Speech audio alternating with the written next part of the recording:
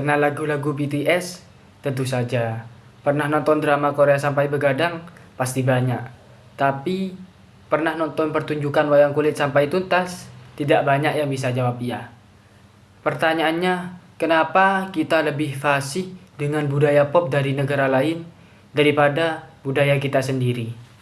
Ini bukan hanya soal selera, ini adalah fenomena besar yang terjadi pada zaman saat ini. Menurut data, tren pencarian K-pop melonjak tinggi di internet dibandingkan dengan pencarian budaya tradisional Indonesia.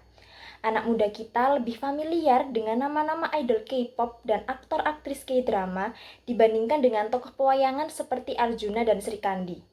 Anak-anak muda kita lebih tahu asal-usul makanan kimchi dibandingkan dengan motif batik dan filosofi dari batik yang mereka pakai. Kondisi ini perlahan mengancam keberlangsungan budaya Indonesia. Jika tidak generasi muda, maka siapa lagi yang akan mewariskan budaya Indonesia kepada generasi-generasi selanjutnya? Nah, mengapa hal ini terjadi? Ada beberapa faktor utama. Yang pertama adalah kemasan.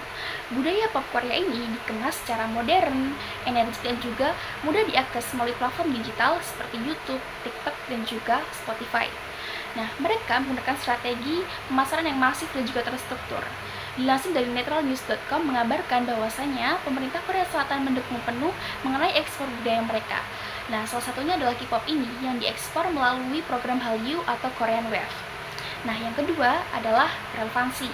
Konten K-pop terasa lebih relevan di kehidupan anak muda saat ini, soal cinta, persahabatan, dan juga impian. Sementara banyak konten budaya lokal yang belum disampaikan atau disesuaikan agar bisa berbicara dengan bahasa anak muda. Nah, yang ketiga adalah ekosistem.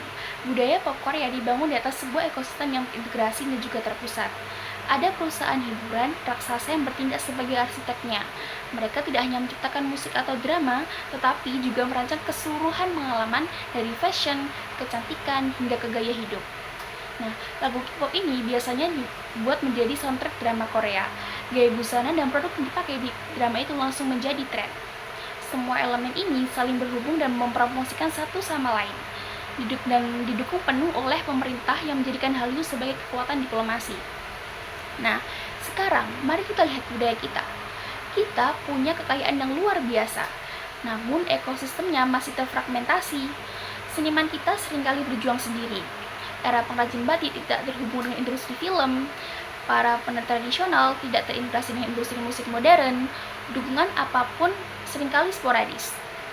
Tidak ada gerbang besar yang menarik semua elemen budaya kita ke dalam satu perjalanan.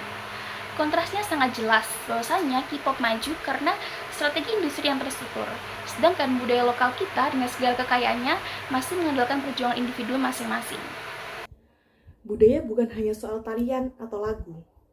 Budaya adalah fondasi identitas nasional dari bangsa kita. Ia mencerminkan nilai-nilai, sejarah, dan juga jati diri bangsa. Ketika kita mulai melupakan budaya lokal, kita juga perlahan akan kehilangan sebagian besar dari jati diri kita sebagai bangsa Indonesia. Tanpa pemahaman dan juga kebanggaan pada budaya sendiri, bagaimana kita bisa mempertahankan identitas di tengah arus globalisasi yang begitu deras? Jadi kira-kira apa solusinya? Kita tidak bisa melarang anak muda untuk menyukai K-pop. Justru kita harus belajar dari cara Korea mengemas budayanya. Pertama, melalui digitalisasi. Mari kita bawa cerita rakyat, tarian dan musik tradisional ke dalam platform yang digemari oleh anak muda saat ini. Buat konten yang ringkas, visual dan menarik di TikTok, YouTube atau Instagram. Kedua, dengan cara modernisasi. Kita harus berani berinovasi. Musisi bisa mengemas ulang lagu daerah dengan aransemen yang lebih modern. Seniman bisa memadukan elemen tradisional dengan gaya kontemporer. Yang ketiga yakni dengan kolaborasi. Gandeng para konten kreator muda, musisi dan desainer untuk menciptakan karya-karya yang relevan. Ketika budaya lokal menjadi keren di mata mereka, melestarikannya akan menjadi sebuah kebanggaan dan bukan lagi sebuah beban. K-pop dan budaya pop lainnya adalah bagian dari globalisasi. Dan itu bukan hal buruk. Tapi mari kita jadikan itu motivasi.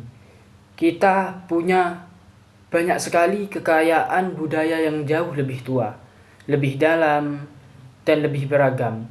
Sudah saatnya kita bangga dan lebih penting lagi mengambil peran untuk melestarikannya. Generasi muda adalah kunci. Jika kita tidak peduli, lalu siapa lagi? Saya Ilyas Adi Saputra dengan NIM 240107141182. Saya Hidayah dengan NIM 240107140087. Saya Adinda Aurelia Putri dengan NIM 240107140082. Saya Alfiani Farika Tunisa dengan nomor induk mahasiswa 240107141163. Saya, Rona Angelika Zahra, dengan NIM 240107141102.